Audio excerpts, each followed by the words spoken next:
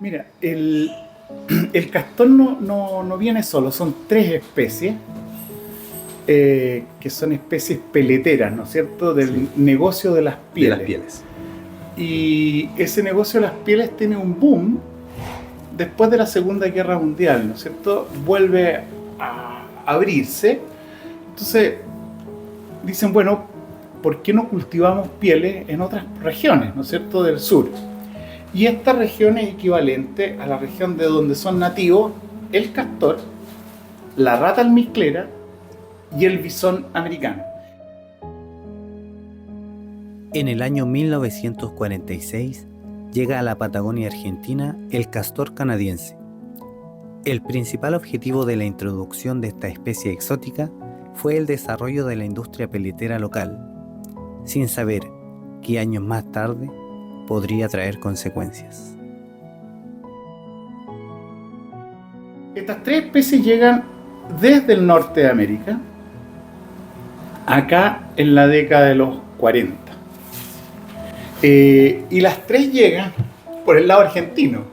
Entonces, una diferencia importante entre el castor y la rata almizclera, en contraste con el bisón, una primera respecto al origen, es que el bisón al comienzo se tenía como las chinchillas en jaula, tenían Bien. en criadero, ¿no? En cambio el castor, dijeron, bueno, este medio ambiente es parecido al que hay en Alaska, en Canadá, liberémoslo, y fue en el lago Fañano, que es el lago que está del seno del Mirantaco, se prolonga por el lado chileno y argentino, pero fue por el lado argentino que liberan un parcito para tener ahí un stock, y ese parcito comienza a multiplicarse. Los 20 individuos introducidos en la década de 1940 comienzan a reproducirse. Viéndose favorecidos por la nula presencia de depredadores nativos, su alta capacidad reproductiva y su corto tiempo generacional, el castor logra ganar terreno por medio de la construcción de represas y castoreras. Ahora, ¿qué había acá? Aquí había nutria. Y hay dos nutrias. Y son dos nutrias con problemas de conservación. Las nutrias son carnívoros como el bisón. Pero son carnívoros, ¿no es cierto?, que son más bien de la interfase mar-tierra. Entonces está el chungungo y está el huillín. El huillín es de agua dulce y está acá. El huillín, paradójicamente, al contrario a lo que uno podría imaginar, es más grande que el chungungo. O sea, el de agua dulce es más grande que el chungungo de agua de mar. Y ambos tenían una gran abundancia. Entonces, vuelvo al siglo XX. Aquí hubo un gran comercio de pieles, que era por pescadores, por pueblos originarios que vendían las pieles principalmente en Ushuaia. Pero entonces ahí llevó a llevar a esas especies nativas como la extinción. Los intereses económicos de la industria peletera lograron, de alguna forma, introducir estas tres especies exóticas, luego de ver una disminución en la cantidad de ejemplares nativos de similares características.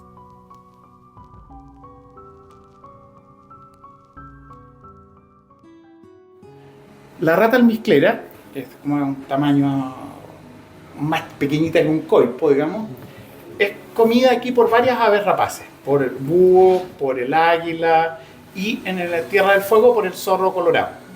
Entonces, en realidad la rata almizclera hace lo mismo que el castor, pero a menor escala, y está controlada de alguna manera por los depredadores nativos.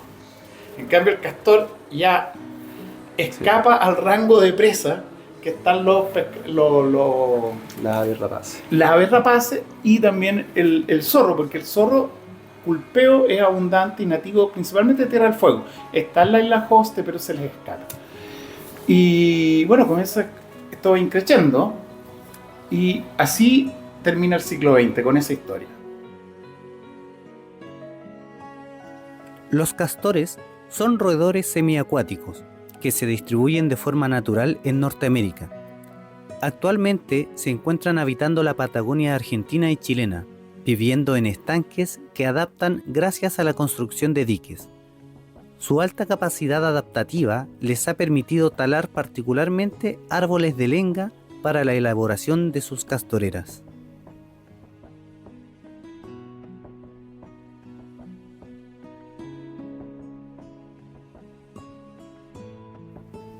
Desde la década de 1980 en Argentina y posteriormente en Chile, se da inicio al control de esta especie exótica introducida. Sin embargo, los esfuerzos no han sido suficientes.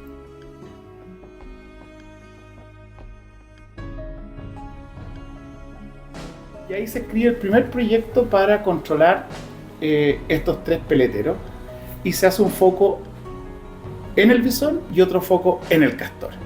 Y el castor fue evolucionando y después viene un proyecto que se llama el Global Environmental Facility, el GEF, que es un proyecto binacional con Argentina, con fondos de las Naciones Unidas, el PNUD en particular, en controlar el castor.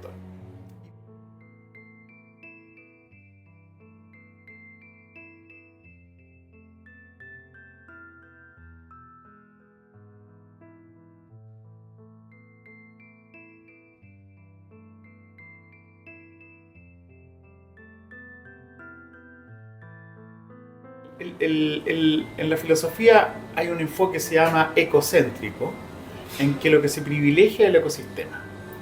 Entonces yo estoy frente a una castora madre con sus crías y no vacilaría en sacrificarla del modo más respetuoso posible, pero sacrificarla, porque de esa manera voy a proteger el ecosistema. Otra línea es, no, este es un animal sintiente, no tiene responsabilidad de haber llegado acá, ¿por qué le voy a quitar el derecho a la vida? Y eso es los derechos animales, la ética animal, y ambos tienen argumentos muy válidos. En el caso del castor, yo creo que considerando esa dualidad o esos distintos enfoques éticos, un control no es impensable.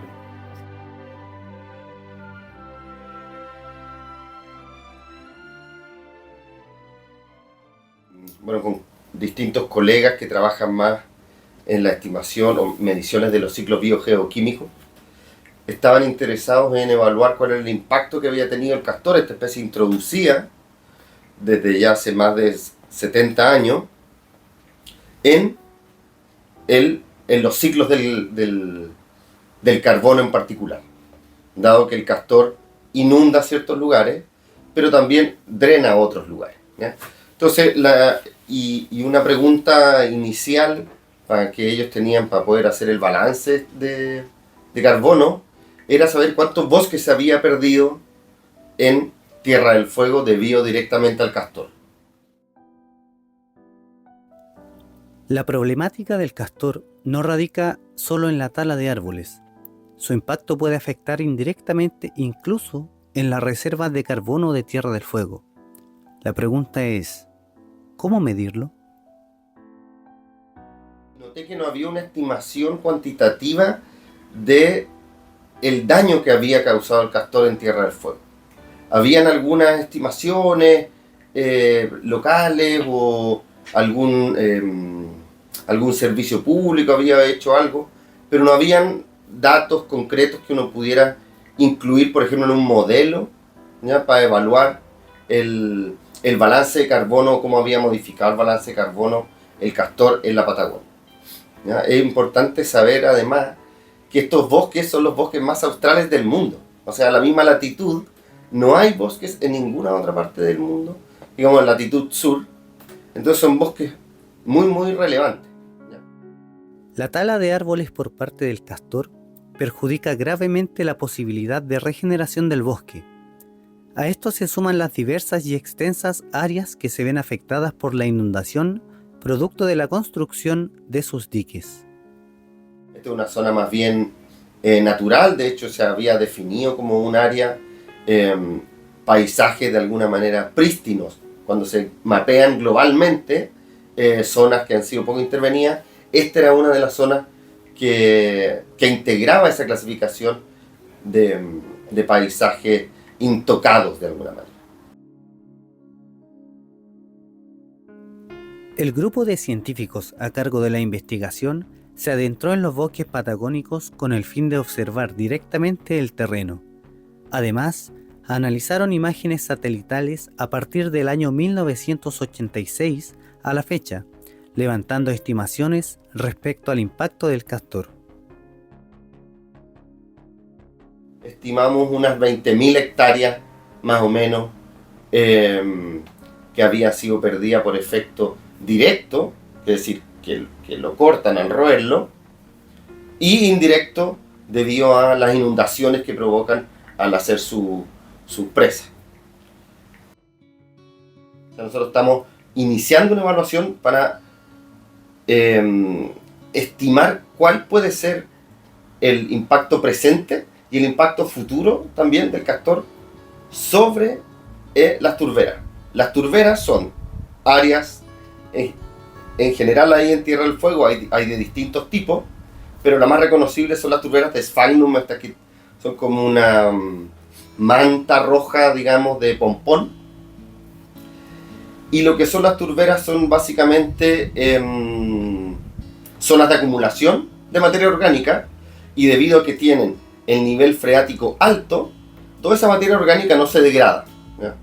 Entonces eso se considera que es un reservorio de carbono. Pero en la medida de que este nivel freático baje y todo esto queda expuesto al oxígeno, eso se empieza a degradar y a emitir a la atmósfera, ¿ya? Y el gran reservorio de carbono de Chile justamente está en las turberas de la Patagonia.